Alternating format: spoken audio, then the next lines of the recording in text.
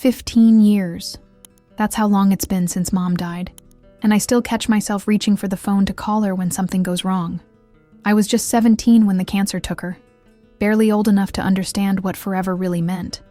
Back then, I thought grief would fade like everything else painful in life. I was wrong about that. I live in the same small town in Ohio where I grew up, just 20 minutes from the house where she raised me. Sometimes I drive past it on my way to pick up Emma from school, and I swear I can still smell her apple pie cooling on the kitchen windowsill. The new owners painted it yellow instead of the soft green she loved, but the big oak tree in the front yard is still there, still holding the tire swing Dad hung when I was 8. These days, I find myself doing things exactly the way she did them. When I make Sunday dinner, I use her old cast iron skillet and follow her handwritten recipes, the ones with grease stains and her notes scribbled in the margins. "Add more salt," she wrote next to the meatloaf recipe. "David likes it better this way." That's my dad.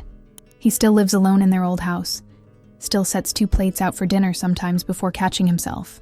Emma has Mom's eyes, the same warm brown that could make you feel safe even when everything was falling apart. When I brush her hair before school each morning, I remember sitting on Mom's bed while she worked through my tangles with infinite patience, humming some old song I can never quite recall. I try to hum the same tune to Emma, but I always get it wrong somehow. My marriage to Jake started falling apart about 2 years ago, though neither of us wants to admit it. We met in college, got married young, and moved back to Millfield because it seemed like the right thing to do. His family has a construction business here, and I got a job at the elementary school as a teaching assistant. It was supposed to be temporary, just until we figured things out, but temporary has a way of becoming permanent when you're not paying attention.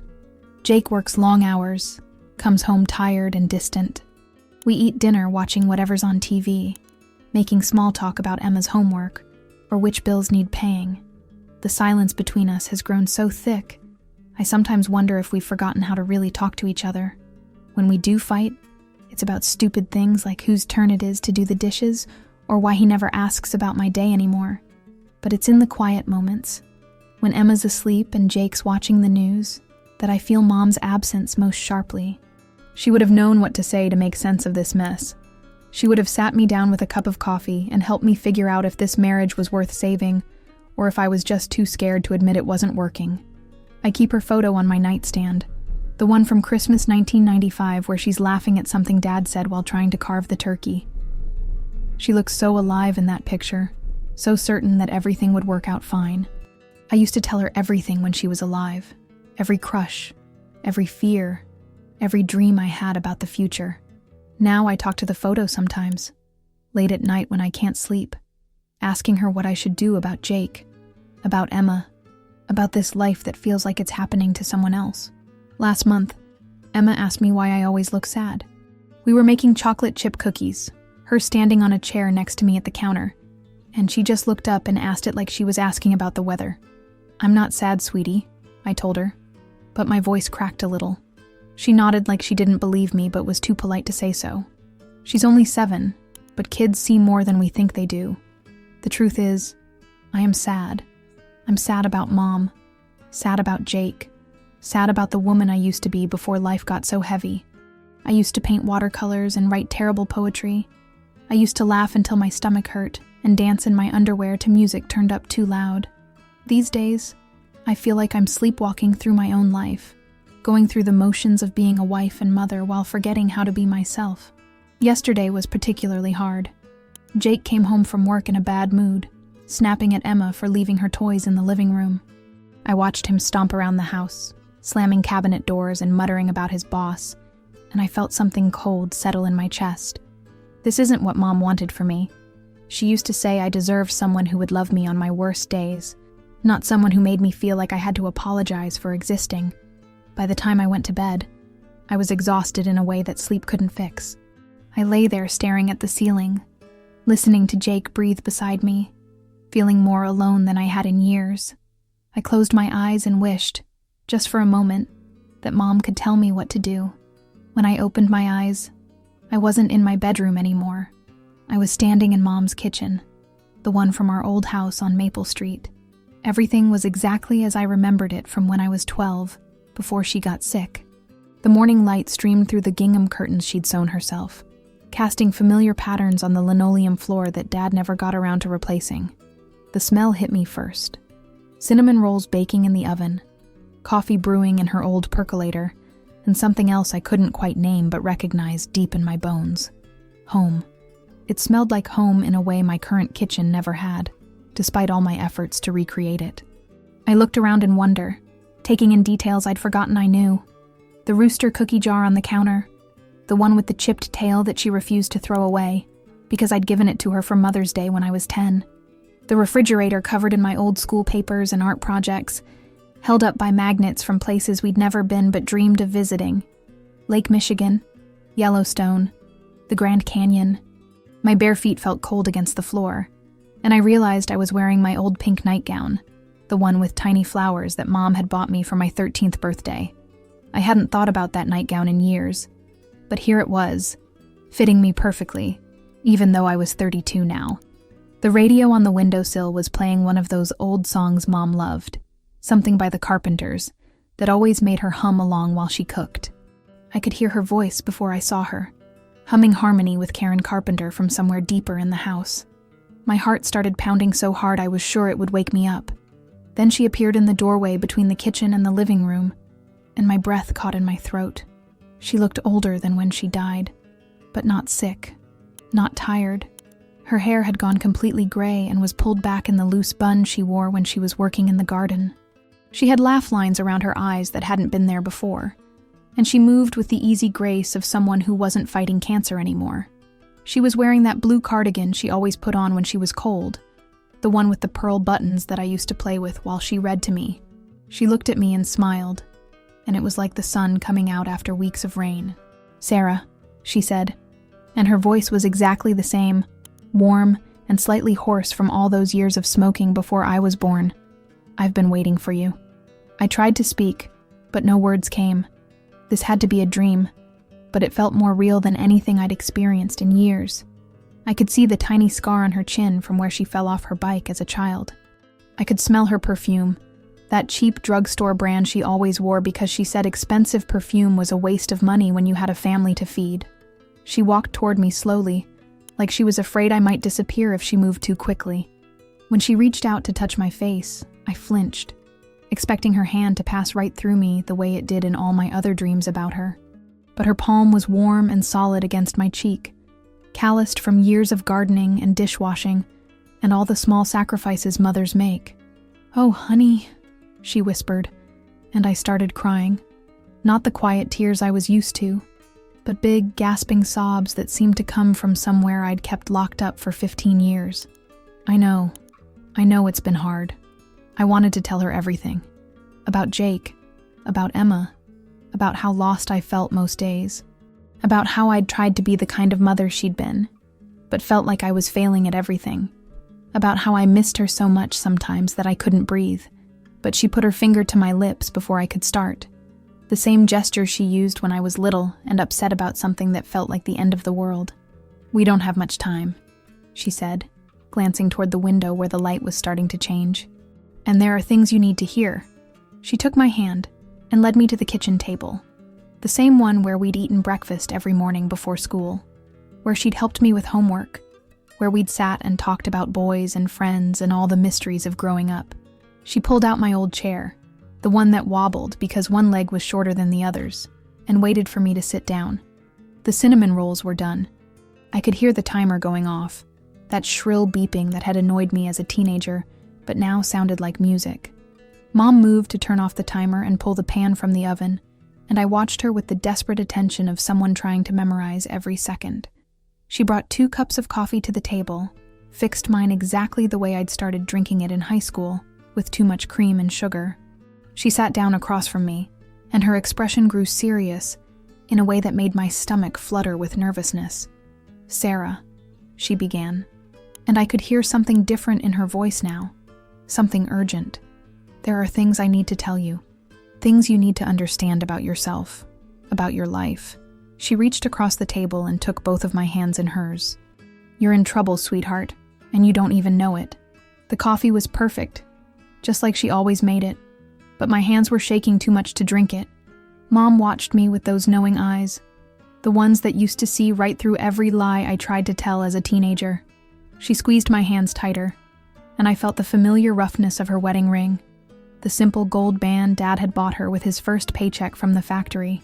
"You're carrying guilt that doesn't belong to you," she said quietly, her thumb tracing circles on the back of my hand the way she used to when I was upset. "All these years, you've been blaming yourself for things that were never your fault." I started to shake my head, but she held up her hand to stop me. "Listen to me, Sarah. When I got sick, you changed. You became the one who took care of everyone else. You made sure your father ate when he forgot. You helped me to appointments when I couldn't drive. You kept the house running when I was too tired to get out of bed. You were 17 years old, and you turned yourself inside out trying to save me." The memory of those last months came flooding back. The long nights when I'd sit by her bed, afraid to fall asleep in case she needed something. The way I'd stopped hanging out with friends because someone had to help Dad figure out insurance papers and hospital bills. The college applications I never sent because leaving felt like abandoning them both. "But you couldn't save me," she continued, and her voice was gentle but firm. "And when I died, you decided it was because you hadn't done enough. You've been trying to make up for that ever since, sacrificing yourself to keep everyone else happy. First your father, then Jake, now Emma. You think if you just give enough, love enough, disappear enough, you can somehow balance the scales." I wanted to argue with her, but the words stuck in my throat because I knew she was right. After the funeral, I'd stayed home instead of going to college, telling everyone it was because Dad needed me. But the truth was, I needed to feel useful, needed to believe I could still protect the people I loved. When I finally did go to school 2 years later, I chose education because helping children felt like a way to honor her memory. When I married Jake, I convinced myself that building the kind of stable family I'd lost would somehow make everything right again. "You buried yourself along with me," Mom said, and her eyes filled with tears I'd never seen her cry when she was alive. "You buried your dreams, your voice, your right to be angry or sad or disappointed. You've spent 15 years being the perfect daughter, the perfect wife, the perfect mother, and you're dying inside because perfection isn't living, honey. It's just a beautiful grave." The kitchen seemed to shimmer around us, and I gripped her hands tighter, afraid she was starting to fade. But she stayed solid, real, present, in a way that made my chest ache with longing. "Jake," she said, and I flinched at the sound of his name. "You're not happy with him." It wasn't a question. I opened my mouth to defend him, to explain that marriage was hard work and that we were just going through a rough patch. But she shook her head. "You married him because he felt safe, because he reminded you of your father before I got sick, steady and reliable and unlikely to leave you. But safety isn't love, Sarah. And staying in a marriage that makes you feel invisible isn't protecting Emma. It's teaching her that women should disappear to keep the peace." I thought about the fights Jake and I had been having, the way he'd started treating me like I was just another household responsibility to manage, the way he looked through me when I tried to tell him about my day, the way he'd stopped asking about my thoughts or dreams years ago. I'd told myself it was normal, that this was just what marriage looked like after the honeymoon phase ended. "You think leaving would make you selfish," Mom continued. "You think choosing your own happiness would make you like those women who abandon their families for their own desires. But there's a difference between selfishness and self-preservation, sweetheart. There's a difference between wanting everything and just wanting to breathe." She stood up and walked around the table to stand behind me, her hands on my shoulders the way they used to be when she'd brush my hair. I could feel her warmth, her strength, flowing into me like sunlight through a window. "I didn't raise you to be a martyr," she whispered against my ear. "I raised you to be brave, to speak up when something wasn't right, to fight for what you believed in, to never let anyone make you smaller than you were meant to be. Where is that girl, Sarah? Where is the daughter who used to paint pictures of the places she wanted to see, who wrote stories about strong women who saved themselves?" I remembered her suddenly, that girl I used to be, the one who'd planned to travel to every state before she turned 30, the one who'd wanted to write children's books, and maybe teach art classes on weekends, the one who'd believed she could change the world, or at least her corner of it. I'd buried her so deep, I'd almost forgotten she existed. "She's still there," Mom said, reading my thoughts. "She's been waiting for you to remember her. But you have to choose, Sarah. You can keep living this half-life, pretending everything is fine while you slowly disappear, or you can honor my memory by living fully, by being the woman I raised you to be." The light from the window was changing again, growing dimmer, and I knew our time was almost up. I turned in my chair to face her, memorizing every detail of her face, the way her eyes crinkled when she smiled, the small mole on her neck that I'd always loved. "What do I do?" I whispered. "How do I start?" She cupped my face in her hands, her thumbs wiping away tears I didn't realize I was crying. "You start by telling the truth. To Jake, to Emma, to yourself. You start by remembering that your happiness matters just as much as everyone else's. You start by forgiving yourself for not being able to save me, and you start saving yourself instead." The kitchen was definitely fading now, the edges blurring like watercolors running in rain. But Mom's voice stayed clear, strong, the last gift she could give me. "I love you, Sarah. I'm proud of who you've become, but I'm not proud of who you've forgotten you are. Don't let my death be the reason you stop living. Let it be the reason you start." I woke up gasping, my heart pounding like I'd been running for miles. The bedroom was gray with pre-dawn light, and Jake was snoring softly beside me, completely unaware that my world had just been turned upside down. My pillow was soaked with tears, and I could still smell cinnamon rolls, still feel the warmth of Mom's hands on my face. For a moment, I just lay there trembling, afraid to move in case the dream disappeared completely. But her words echoed in my head, clear as if she was still sitting next to me. "Don't let my death be the reason you stop living." My chest felt tight, like something had cracked open inside me that I'd been keeping sealed for years. I slipped out of bed carefully, not wanting to wake Jake. He stirred slightly, but didn't open his eyes. In the hallway, I could hear Emma talking to her stuffed animals in her room, probably making up some elaborate story like she did every morning. Usually, I'd go in and help her get dressed for school, but today, I needed a minute to breathe. I went to the kitchen and made coffee with shaking hands, using the same cheap instant stuff we always bought because Jake said the good coffee was too expensive. As I waited for the water to boil, I caught my reflection in the window. I looked tired, older than 32. When had I started looking so defeated? Emma appeared in the doorway wearing her pajamas inside out and her hair sticking up in every direction. "Morning, Mama," she said, climbing onto a chair at the table. "I had a funny dream about a purple elephant." "That does sound funny," I said, but my voice came out hoarse. I cleared my throat and tried again. "What did the elephant do?" "It was painting pictures with its trunk," she giggled, swinging her legs. "And it was wearing a tutu." I smiled despite everything, remembering suddenly that I used to have dreams like that when I was her age.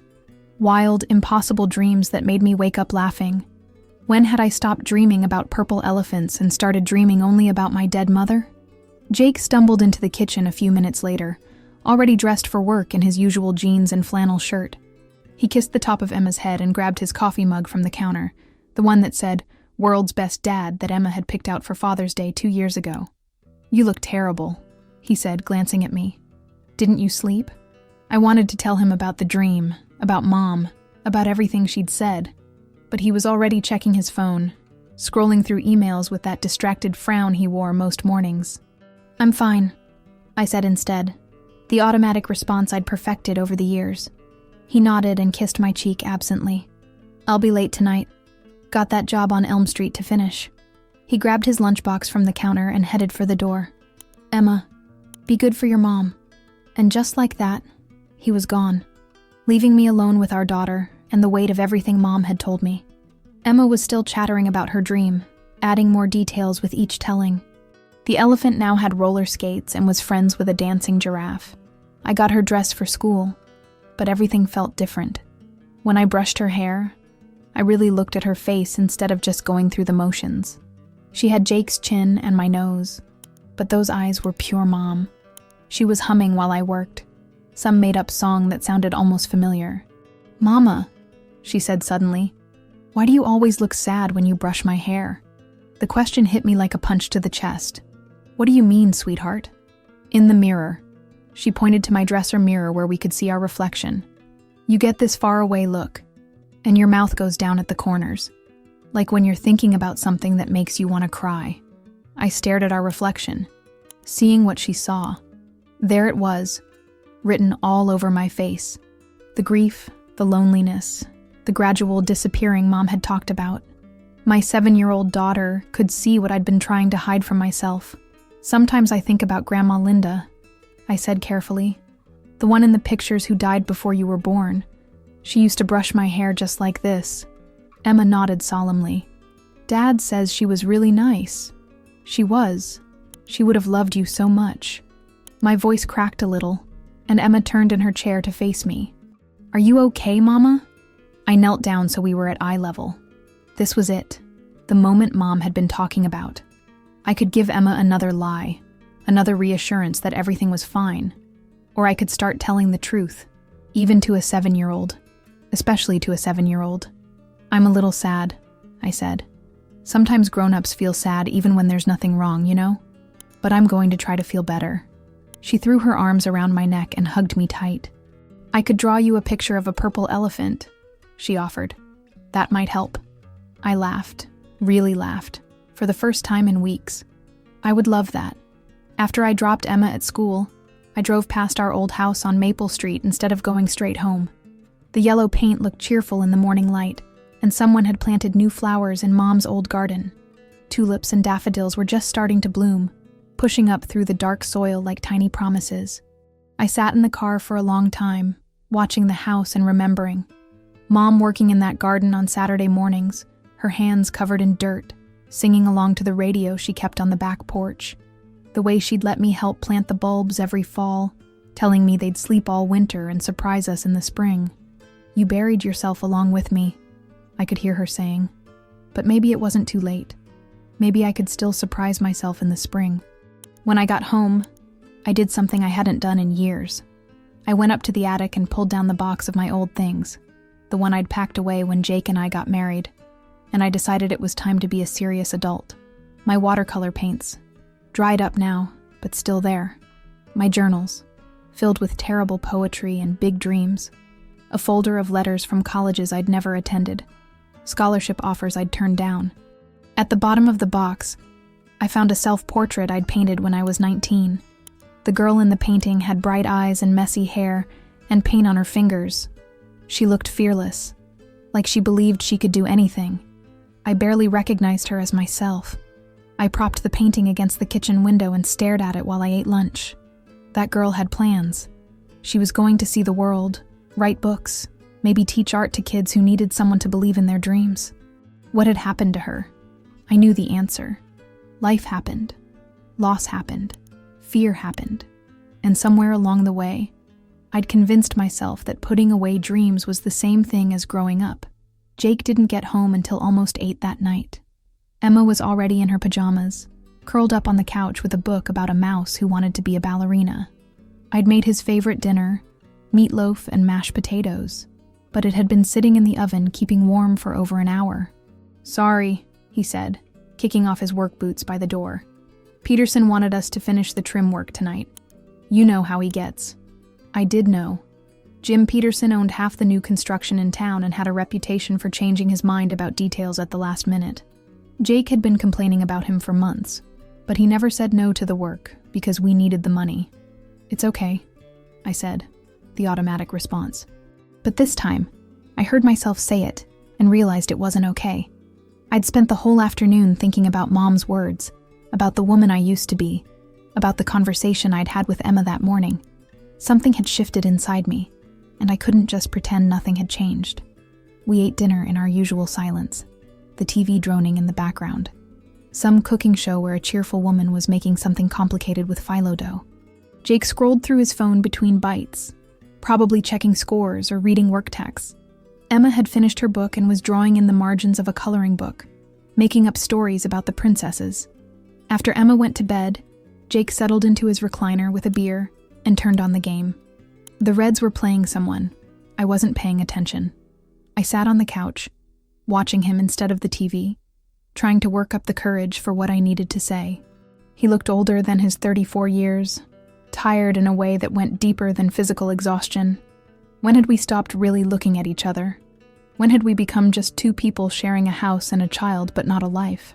"Jake," I said during a commercial break, "we need to talk." He glanced at me, then back at the TV. "Can it wait? I've been looking forward to this game all day." "No," I said, and something in my voice made him look at me again. Really look this time. "It can't wait." I got up and turned off the TV. He started to protest, but I held up my hand, the same gesture Mom had used in the dream. "I'm tired," I said, and the words felt strange in my mouth because I'd never said them out loud before. Not like this. "I'm tired of pretending everything is fine when it's not. I'm tired of feeling invisible in my own life." Jake set down his beer and straightened in his chair. "What are you talking about, Sarah? Everything is fine. We have a house, jobs, Emma's healthy. What more do you want? I want you to ask me how my day was, and actually listen to the answer," I said, surprised by the steadiness in my voice. "I want to have a conversation that doesn't involve Emma's schedule or bills, or what needs fixing around the house. I want to feel like I matter to you as more than just someone who cooks your dinner and does your laundry." He blinked at me, like I was speaking a foreign language. "You do matter. You know that." "Do I?" I sat down on the edge of the coffee table, facing him. "When's the last time you asked me what I was thinking about? When's the last time we talked about something we wanted to do together, just for fun? When's the last time you looked at me and saw Sarah? Not just Emma's mom or your wife." Jake ran his hand through his hair, a gesture I recognized from when he was frustrated. "I don't know where this is coming from. Did someone say something to you? Your friend Lisa been filling your head with ideas again?" "This isn't about Lisa," I said, though I could hear the dismissal in his voice, the assumption that any dissatisfaction I felt must be coming from outside influences rather than my own thoughts and feelings. "This is about me feeling like I'm disappearing a little more every day." I told him about the dream then, about seeing Mom, and what she'd said about sacrificing myself to keep everyone else happy. I told him about Emma asking why I always looked sad, about finding my old paintings and barely recognizing the girl who'd made them. Jake listened, but I could see the defensiveness building in his expression. When I finished, he shook his head. "Your mom's been dead for 15 years, Sarah. You can't base life decisions on dreams." "It's not about the dream," I said, though part of me knew he was right. "It's about what the dream made me realize. I've lost myself, Jake. I don't know who I am anymore outside of being Emma's mom and your wife. And what's wrong with that?" His voice was getting louder now, the way it did when he felt cornered. "Most people would be grateful to have a family, a stable life. You're acting like it's some kind of prison. Maybe because sometimes it feels like one," I said quietly. The words hung in the air between us, heavy and dangerous. Jake stared at me like I'd slapped him. "So what are you saying? You want a divorce? You want to break up our family because you're having some kind of midlife crisis?" "I'm saying I want to feel alive again," I said. "I want to matter. I want us to matter to each other, not just coexist in the same house." Jake was quiet for a long moment, and I could see him processing, trying to understand something he'd never had to think about before. Finally, he leaned forward in his chair. "I didn't know you felt that way," he said softly. "I thought you were happy." "I've been trying to be happy," I admitted. "I've been trying so hard to be grateful for what I have that I forgot it's okay to want more than just getting by." We talked until almost midnight, really talked in a way we hadn't in years. It wasn't easy. There were long silences and moments when I thought he might just get up and walk away. But he stayed, and he listened. And slowly I began to see glimpses of the man I'd fallen in love with in college, the one who used to ask me about my dreams and actually care about the answers. "I don't know how to fix this," he said finally. "I don't even know if I can." "I don't know either," I said. "But I know I can't keep pretending everything is fine when it's not. And I can't keep disappearing to make things easier for everyone else." The next few weeks were like walking through a house where all the furniture had been rearranged in the dark. Everything looked the same from the outside, but nothing felt familiar anymore. Jake and I were awkward around each other, like teenagers on a first date who weren't sure what to talk about. He started asking me about my day, really asking, not just the casual, "How was your day?" he used to throw over his shoulder while grabbing a beer from the fridge. At first, I didn't know how to answer. My days were the same as they'd always been. Drop Emma at school, work at the elementary school, grocery shopping, laundry, dinner. But when I started paying attention, I realized there were small moments worth sharing. The way second grader Tommy Martinez had finally mastered writing his name after weeks of practice. How the tulips in the school garden were coming up earlier than usual. The fact that I'd been humming while I folded laundry for the first time in months. I bought new watercolor paints at the art supply store in Springfield, the next town over. Good ones, not the cheap set I'd had in college. The sales lady asked if I was starting classes somewhere, and I almost said no automatically. Instead, I heard myself saying, I used to paint. I'm trying to remember how. That night, I sat up at the kitchen table after Emma went to bed. Jake was watching TV in the living room, but he kept glancing over at me. I started with something simple, a bowl of fruit from our counter. The apple was lopsided, and I couldn't get the shadows right on the oranges, but it felt good to have paint on my fingers again. That's really nice, Jake said during a commercial break. He came over and stood behind my chair. Not too close, but close enough that I could feel his presence. I forgot you could do that. So did I admitted. Emma discovered my painting the next morning and was fascinated. She wanted to know how I made the apple look round on flat paper, why some parts were darker than others, if I could teach her. I showed her how to mix colors, how yellow and blue made green, how red and white made pink. She painted a purple elephant, of course, with a rainbow trunk and a crown made of flowers. We should hang these on the refrigerator, she announced, like real artists. So we did. My wonky fruit bowl and her fantastical elephant, side by side with her school artwork and Jake's work schedule. It made the kitchen feel different somehow, more alive. I started taking walks in the evenings after dinner, something I hadn't done since before Emma was born. At first, Jake seemed confused by this new routine. Where are you going? He'd ask, like I was heading off on some grand adventure instead of just walking around our neighborhood. Just around the block, I'd say. I need the fresh air. The walks became longer as spring turned toward summer. I'd go past the elementary school where I worked, down to the park where we used to take Emma when she was little, sometimes all the way to the edge of town where the houses gave way to farmland.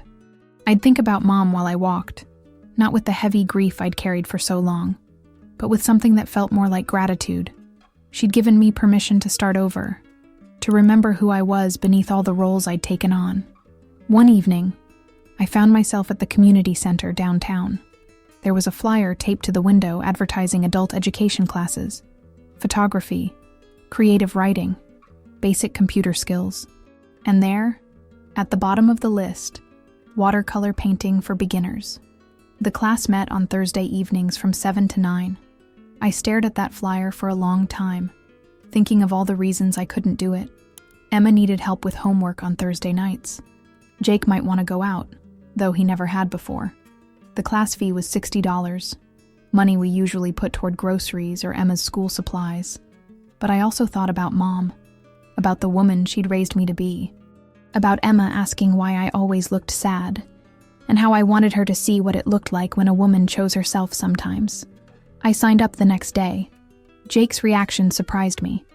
I expected him to complain about the money, or ask who would help Emma with her homework. Instead, he just nodded and said, "Good for you." Then, after a pause, maybe I could take Emma out for ice cream on Thursday nights. Make it a daddy-daughter thing. The first night of class, I was so nervous I almost didn't go. I sat in the car outside the community center for 10 minutes, telling myself I was being ridiculous. I was 32 years old, not some teenager trying something new. But when I walked into the classroom and saw 8 other people setting up easels and opening paint sets, I realized I wasn't the only one starting over. There was Margaret, a retired nurse who'd always wanted to paint, but never had time while she was raising 4 kids and working double shifts. David, recently divorced, who said he needed something to do with his hands besides fix cars all day. Anna, a college student who'd switched majors 3 times and was trying to figure out what made her happy. Our instructor was a woman named Claire, who'd moved to Millfield from Chicago after her husband died. She had gray hair that she wore in a messy bun and paint-stained fingers, and a way of looking at your work that made you want to try harder. There's no such thing as a mistake in watercolor, she told us that first night. Only happy accidents that teach us something new. I painted a tree that first night, the big oak in front of Mom's old house. It didn't look much like a tree when I was done, more like a green blob with brown underneath. But Claire stopped by my easel and smiled. "You can see the love in this," she said. "That's what matters most." On the drive home, I thought about what she'd said. Love. When had I stopped putting love into the small things I did every day? When had cooking dinner become just another chore instead of a way to take care of my family? When had reading to Emma become something to get through instead of something to savor? Jake was waiting up for me when I got home, sitting at the kitchen table with a cup of coffee and a crossword puzzle. Emma had gone to bed hours ago, but he'd saved me a plate of the leftovers from dinner. "How was it?" he asked. I showed him my tree painting, still damp and slightly smudged from the drive home. He studied it seriously, tilting his head like he was viewing it in a gallery. "It looks happy," he said finally. "Happy?" "Yeah, like it's glad to be painted." He looked up at me. "You look happy too. Different, like you used to look in college sometimes." I sat down across from him, suddenly aware that we were having the kind of conversation I'd been missing for years. Not about Emma's schedule or the mortgage payment or whose turn it was to take out the trash, but about something that mattered to me, something that made me feel like myself. "I want to keep taking the class," I said, "even after these 8 weeks are over. Claire said there's an intermediate class in the fall." Jake nodded. "We'll make it work." And for the first time in years, I believed him. Not because everything was suddenly perfect between us, but because we were both trying to remember what it felt like to really see each other, to choose each other instead of just staying together out of habit. That night, I dreamed about Mom again. But this time, we were in her garden, and she was showing me how to plant bulbs for next spring. Her hands were dirty, and her face was peaceful. And when she looked at me, she was smiling. "This is what I wanted for you," she said. "Not perfection, just growth."